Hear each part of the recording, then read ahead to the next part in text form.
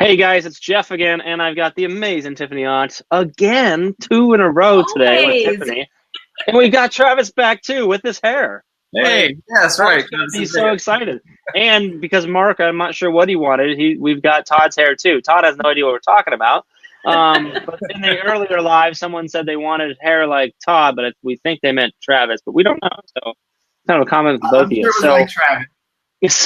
So we have Todd Nesloney and Travis Crowder, who guest moderated for us tonight. Who are also both awesome writers and authors in a new book, Sparks in the Dark, which is what our chat was built around tonight. So first off, thank you to both you guys for doing this dual moderator. It's really cool. I like how it went, and for taking time to jump on live with us and chat a little bit tonight. It's really cool. Just awesome that you took time to share your thoughts and just your expertise and your stories with everyone tonight and to interact. And I thought the chat was pretty great. Tiffany, what was it like tonight? It was It was awesome. awesome. So it's good. When is it not? It was awesome. So Todd, since you're the newbie here, I mean, Travis is basically like a coming live on Facebook with us veteran at this point. So, Todd, how are you feeling after the chat? Like, what's going through your mind right now? I mean, I'm feeling great. First of all, thank you so much for asking Travis and I to be a part. I know that it was our book just came out last week, and so this is our first Twitter chat to be co-hosting after the release of the book. So that was really exciting. Right. But the conversation was great.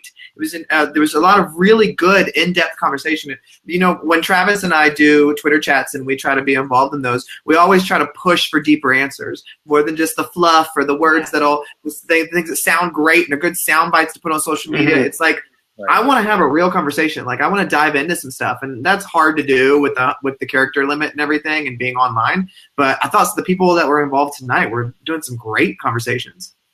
Yeah, we have a pretty awesome crowd. I'm not gonna tell you. Like, I mean, our that Master Chat crew is just, we love it every week. So Unbelievable. Travis, how you feeling? You were on with us earlier. You had you had a question in mind. I know that you were waiting for some answers for. Like, how did it go for you? So I really loved it. I felt like there was the connection among the people who attended it. I thought was amazing.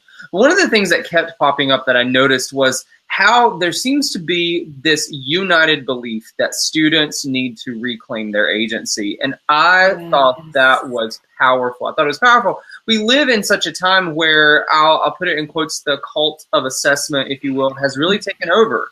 And it's made teachers fearful. It's made them afraid to give students choice and giving them a chance to follow their passions and their interests. But, if we can allow students to do that, it makes a change. And I love to see how many different people were talking about allowing students options to change. So yeah, I was thrilled. It warmed my heart. I love our Mastery Chat family. I mean, every week that goes by, it gets better and better. And exactly what you guys touched on, the openness and the willingness to dive into the conversations on more than a surface level is so powerful for me. And it's why I come away from every chat like, oh, it's so awesome. Because people will, like, if somebody puts a comment and I say, hey, tell me more about that, I want to hear the details, they'll come back and they'll share those details and we'll have a debate or we'll have a conversation about it. And we can get so deep into those conversations. And I just love my Mastery Chat family. All right, so either one of you guys can take this, Todd or Travis, whoever wants to jump on. I'm gonna put you both on the spot. Are there any answer that or comment or resource or anything that someone shared tonight that really just kind of shot through you and got you really excited, or maybe took you by surprise even? But you know what I always love is I love people sharing books that they're reading when I haven't heard of them. Because, I love PD books. They're great and everything, but I have found you can get so much more out of books with diverse characters and rich content and storylines. And when I'm seeing all these people sharing books they're reading, I'm like, ooh, haven't heard of that one. Oh, got another one to add to my list, which is kind of a bad thing too, because Travis already overloads my reading list with all these things that I have to read because Travis reads like 40 books a week. So... There were so many awesome books suggested. I'm actually going to make a list of everybody's suggestions from that first question. I'm going to make a master list and I'm going to post it tomorrow because I'm like, I couldn't keep up with adding things to my Amazon cart. So I just need to make a list. It's a shopping list, and we're all just going to be reading all summer You long. literally had your Amazon cart open at him too. You were. That's right. It was. Well, you know, Is that like $350 right Oh, now? it's so much.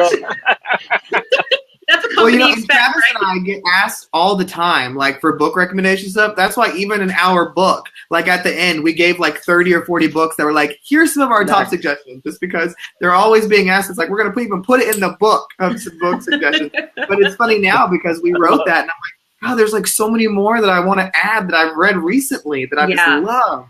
Yeah. Oh, I love it. It's going to be a lot of fun going through that list and posting. Is that it? There it is right there. Okay. This is the first 2-page spread of them that we shared at the end of the book, just because we felt, whenever people come together, I shared this with you earlier, but whenever we come together around a story, around a book, it connects us in a way that other things don't. It's story is the thread of life. It's why I refuse to believe that kids will not read. As many of them, they love to follow the narratives in video games. They love to follow the narratives in board games or in other games that they play on their phones. They love that and they want to follow it. And so to hear that kids won't read, I say yeah, they will. But I always follow it up. They will if we let them. We just have to let go. And I'll piggyback off of what Todd said. And I loved all of the books that people offered. I also loved to see how many different teachers are actually modeling their reading lives for their students and are also saying, this is where I struggle. This is a genre I don't like, or this is something that I don't necessarily like to read. And that doesn't mean that it's not valuable. It just means that, this is something that I don't prefer. I feel like, we should be more honest about preferences.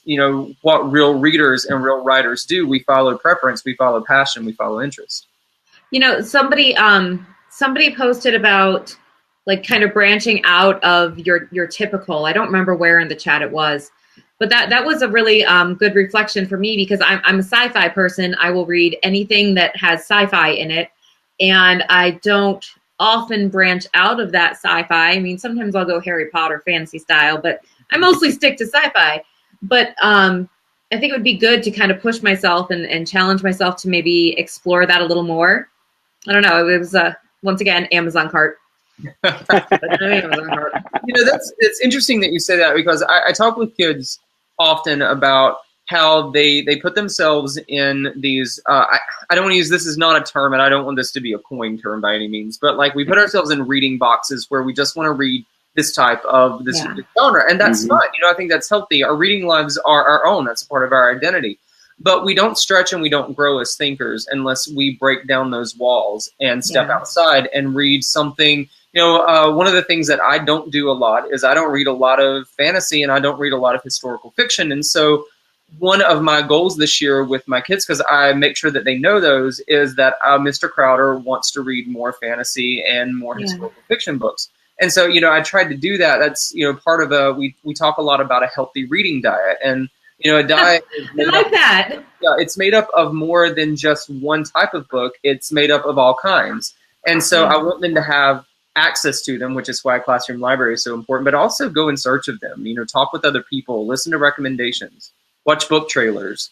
I use those a lot in class. Yeah. I love the varied reading diet. That's such a cool phrase. And I'm definitely going to be using that down the road. I'm sure you could put some kind of like cool graphic together, like the food plate. And that'd be really fun. I like that. That's cool. Very cool. I want to touch on, if you don't mind, Travis was saying about self-promotion earlier. I'm going to make you guys promote it now. I want to talk just a little bit more about the book and sort of the experience of you guys writing that together. This was your first book together, correct? Okay, and Todd, I know you've had a few others that you've done co-authoring and stuff like that with, and what was it like? I'm gonna go to Todd first. What was it like working together, and like what led to that? First off, that'd be a great story. I'd like to hear how you guys got connected on that. What sparks in the dark? So I've been following Travis's blog for a while, and I hate saying this when he can hear me say it because it's gonna give him a big head. But I really admired his writing. and the style of which he wrote, the way it was, the way when I read it, I felt the writing, and I was just drawn to it immediately. And it was just a couple of posts that I had read that I kept reading his stuff, and so I reached out to him. We formed a friendship. We were like, hey, let's write this post together called Destructive Reading and Writing. And just kind of how when we use writing or reading as a punishment, we ruin it for kids. And it was such a neat experience because I'd written Kids Deserve It with someone else, and we wrote very similarly. It just flowed. With Travis and I, we came at it very differently, but the way our ideas fit and melded together was such a unique experience that I enjoyed it. And Travis loves research and tying that in, and I'm one that just writes from story and emotion, and so we make a nice pair. And so after we wrote that, we were like, that was fun. And I've been dabbling in a lot of reading and writing instruction and research and trying to do that differently as a principal. And Travis had been doing it for years, but trying to step outside the box as a secondary teacher. And so I brought up the idea, and I was like, let's write a book like about reading and writing, instructional ideas, beliefs, all kinds of stuff. I said, because we have such unique perspectives, me being a math teacher my entire teaching career, but then falling in love with reading and writing instruction as a principal. I said, we could write a book about being a principal that has these beliefs, and a school doing these things, and elementary teachers and secondary teachers, and fit the whole gamut, because between the two of us, we do. And we took the idea to Dave and Shelley Burgess at Dave Burgess Publishing, and it became, they loved the idea, and we sat down over a couple months, about 6 to 8 months, Travis, that we wrote, and it was a long process because Travis is a perfectionist, and I'm like, throw it all out on the page, and then we can go back and edit. And as Travis like, no, I got to make it look nice in my journal, and then I'll go and edit it on the computer. And so, like, the whole book writing process, I can show you photos. Like, I would say, oh, let's write about that. He goes, I already did it in my journal. Here's some pictures of it. And I'm like, can you not put it online so we can work together on this? And so it was such a fun process. And then it took us months to decide on a title. We could not find a title we loved. And when we finally came across Sparks in the Dark, it hit us both right between the eyes, and we're like, this is it. And it has been so much fun when we got to reach out to some people that we really admired and respected, and they endorsed the book, and we didn't think they would even respond to our email, but they endorsed so you love when that happens. Travis cried when Penny Kittle agreed to write the foreword, because that's like his idol, his hero, and everything. And I love her; she's amazing. And now to have it out for the world to see. It's a really special experience. Well, I love so much in a lot of what you just talked about. It's about coming together and letting something grow, right? I mean, you guys coming from very different perspectives and having this idea and not being caught up in how long it's taking or the details of actually getting it done, but just letting it be and letting it grow and letting it become what it is. And that's such a beautiful thing when you get to see it happen with students. And a lot of what we were talking about today with the choice and the voice and all that was just hitting me right here, because when you give them space, when you give them room, yes, amazing things can grow. I've got chills right now. I literally have goosebumps because it's just such a powerful thing as a teacher. It's awesome when you can give that space. And hearing you guys talk about that just makes me think immediately of some of the students I've worked with or the classrooms that I've seen that kids have that space. And it's goosebumps go away. All the feels. Awesome. Okay, I'm done. I love it. We've got, sorry, I'm looking. Kristen Nam is jumping on this. She missed the chat, but she had to listen in with this amazing group of educators. She loves the difference between two people shining through in written form. Yeah, Kristen is great. She's awesome. So I'm glad she at least jumped in on there. Yeah, I love the story is awesome. And I don't know, to me it sounds like another book will come soon from the two of you. So that's good news for everybody. We won't worry about that yet. You guys worry about what's out there. Travis may do the whole writing on paper before he gets it online, but I'm not an easy person to work with. I know Travis is probably like, God, you're talking about me, Todd, but I was having to remind you of this, and we were having to do this. And so I know we brainstormed some other ideas, and I'm like, are you sure you want to write again with me, Travis? Yeah, it's been a blast, though. We're going to mute Todd now and let Travis go for a minute and tell us his side of the story and see how it actually lays out. Exactly. Because now... It's yeah. Your side of the story has changed now that you heard his side. Right. Right, so, all these wonderful things. Let me tell you the truth. so the book came out. Was it last week? Really? Mm-hmm. It's just last week. Okay, great. So so you guys have. It sounds like we have a few different chats that you're going to be doing like this. Do you have others lined up? Yeah. We are when's the next one? hosting the Kids Deserve It chat next Wednesday. Okay, nice. And then I know that Travis actually is traveling to Texas on Tuesday night because we will be presenting together and having a book release party and doing some book signings at the Texas Elementary Principal Conference and the Texas Secondary Principal Conference. We'll be at both of those next week. Where are those at? They're both in Austin. In Austin. Awesome. Well, that's good. Good stuff. That's awesome to hear. And obviously you can get the book over on Amazon. So, excuse me, go do that for sure if you haven't already. And they have other books. I'm going to go ahead and shamelessly promote both. There's Todd's his website right there, and then Travis's as well. And obviously you can also go through the Burgess Consulting website as well. So back to the chat tonight. Anything else popping up, Tiff? Any answer or comment? Tiff's like, yeah, I got one. You know, I could talk for hours. Is that 1 or 11? Is that? Well, you know. Well, go ahead, Tiff. Let's get another one going about the chat. So just real quick, the question about your first memory of writing, like, hit me hard because my first memory of writing was torture. Like the physical act of writing is very difficult for me. I have terrible coordination, both fine motor and gross motor. I fall down all the time. But my earliest memories of writing are having to rewrite homework assignments because nobody could read my writing. And sitting in my third grade class, having to practice cursive when it was just an epic disaster. So that's kind of my first memory. But then my parents taught me how to type. And it's like, once that happened, a world opened up, right? And it was just like because my ideas could never get down on the paper fast enough. And so I was like, I hate writing. But once I could type, it was just like, oh, I can do this. And now I love to write. And so it's just thinking about our kids in elementary school learning how to write. And I work with a lot of gifted students who are kind of notorious for terrible handwriting and fine motor, not so greatness. But they're experiencing those same pain points. And, I let them voice type. I teach them how to type, but just anything to access that writing process. So that was really interesting for me. And then somebody else was saying, we were talking about journals, and I always tried to keep a journal when I was a kid, and I just failed miserably because I hate to write. But they were like, well, I do an art journal, and I just put quotes and da-da-da. I'm like, oh, maybe I should do that. So now I have 500 books to read this summer and art journals to make.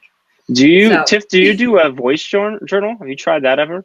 I haven't. Because I know you love to voice type. I do. That's how you do 90% of your blog posts and everything else is you voice type and stuff, like a voice journal.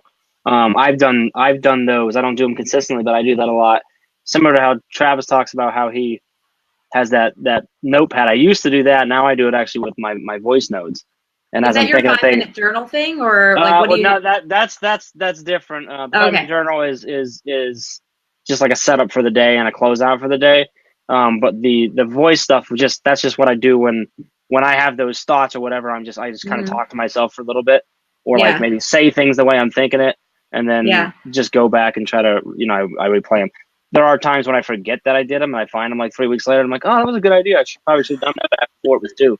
But I do the same thing. So with you you love to do those voice notes. That might be. I do. That's how I do all my writing. Yeah, that's what I'm saying. It might be a way to go. So and there's some really cool. There's native things on phones for that, but there's also some really cool apps and stuff out there. Yeah, I will have to dig it in. Something to think about. Anyway, and something to think about for our kids. You know what I mean? Exactly. Yeah. How many of our students have smartphones? How many of our high school kids have smartphones? And maybe that physical writing barrier is an issue, and we're not seeing the beautiful writing that our kids can come up with.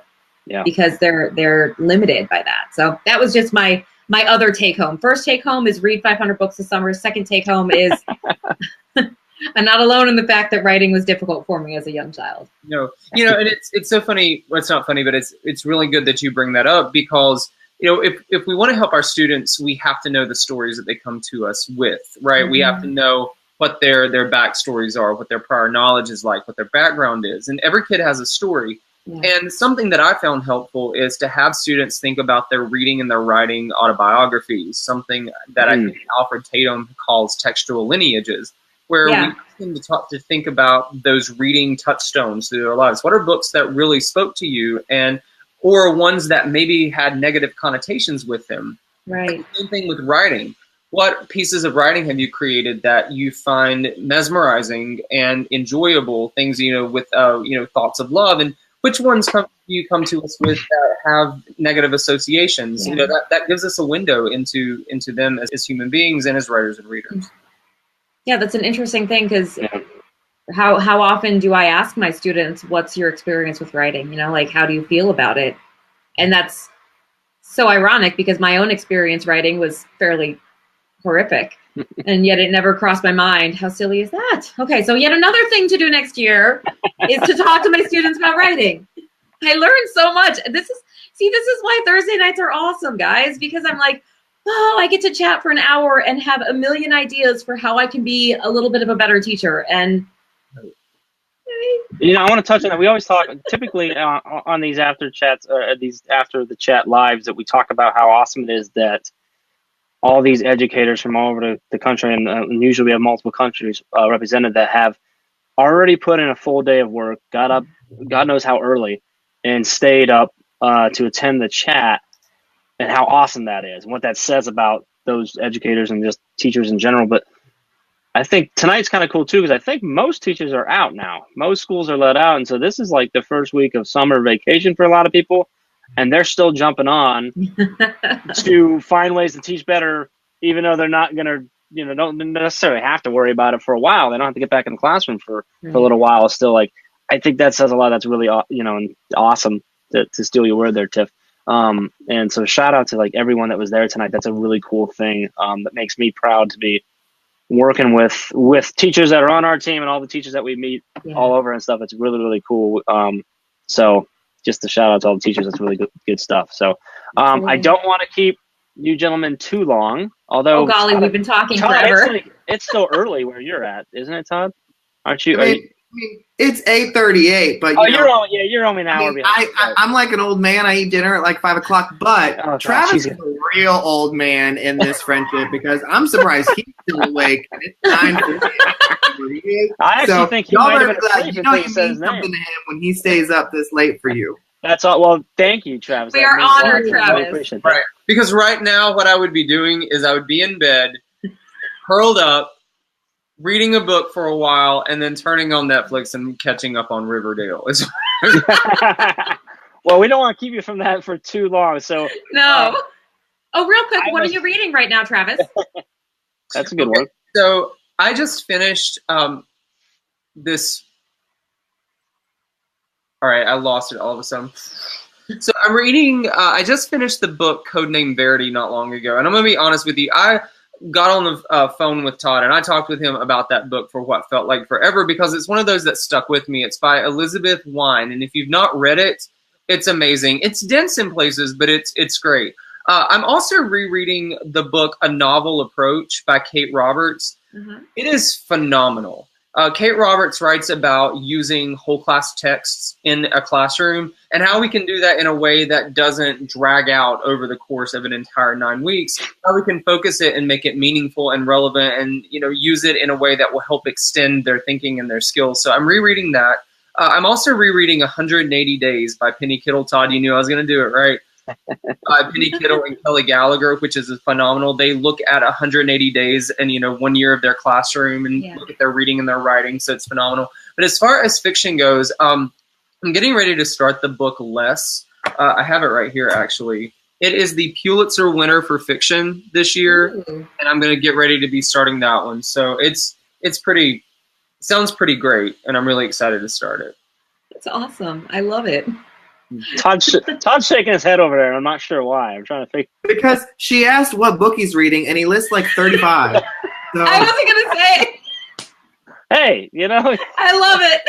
But the reality is, you expected all of those at the same time. So it's not even a joke. Like I'm like, well, I just finished one, and I'm starting another. That's what I'm reading. I love it. Now, I love it. Travis, do you have a lot of, do you read like multiple books at the same time often? Because that's how I read. I read a lot of like Right. self-help and much like, but I'll have like 5, 6, 7, 8, 10 different books. Like right. I have like Kids Deserve It's what I have, but I'm like, I don't know if I'm even like halfway through it because I'm also reading like 7 other books that I just touch on when I'm like, oh, I want to read something, so I grab one of them off the shelf and read. Yeah, I do not believe in book monogamy at all. It's so overrated. I can't do this one book at a time. That's awesome. Can't be chained down like that, you know? Who needs the Right, shackle? exactly. I mean, that one book controlling all my life? No way. Goodbye to that. On that note, I think it's a good time to get Travis perfect. to bed. So again, thank you guys so much. We really appreciate you It was a lot of fun. leaving the chat and coming on here and having a good time with us. We love this. So that was a blast. You guys made this even more fun than it already is. I do want to give one more shout out that the book is now out, Sparks in the Dark. You can find it on Amazon. It's on Barnes & Noble, correct, too? And it's probably on a lot of places, and then also on BurgessConsultant.com. Dave Burgess Consultant. Am I saying that right? I'm not doing a good job promoting this. Just go find it. If you Google it, you'll find it. Trust me. It's on there. But pick that up, and then again, thanks for you guys for your work on that book and all the time and effort you put into it, so that others can take from your experience and your ideas and teach better and just be better in that sense. So that means a lot to everyone. That's a big thing. What you guys do is important in and out of your schools, and then also when you guys are sharing things like that. So thank you for that work as well. And hopefully we'll bring you guys back for another chat, and I would love that. or just maybe just on the live to mess around like sometime. That'll be fine too. And once you're in the Mastery Chat family, you never get there you go. We're gonna come for you again. We're gonna do that. So, but seriously, guys, thank you very much. Appreciate it. Hope you guys have a good night. Everyone who is watching, thank you. We're on next week. I don't think I put it up because I'm horrible at my job, but we have Allison Epsy on next week. I'm not sure what her topic is yet, but it's gonna be awesome. She has a new book out, Path of Serendipity, that I think is phenomenal. What's that one? Gotten ridiculous reviews so far. Awesome. Like, everyone seems to love it. She's just super awesome. She's been crazy busy with that, all over the place with it. So it's gonna be fun to talk to her about that and hear more about what she has to say. So we'll be back next week, 8 p.m. Eastern time. If you're like Todd, a little bit slow, it's 7 p.m. Usually we have Ray on here, and she's in Illinois, and we're always like, if you're slow like Ray, it's 7. Like if you're behind, can't catch up. Because most of our team's in Ohio, so we goof with her all the time. But Amber's like way behind. She's like in Colorado somewhere right now, so she's even further back than that. Anyway, way off topic, Jeff. Next week, Allison's on. It's going to be awesome, and we'll be here live prior to that, and then we'll be live after like we always are. And as Tiffany says, it'll be awesome. You guys are awesome, and we will see you guys next week. Thanks.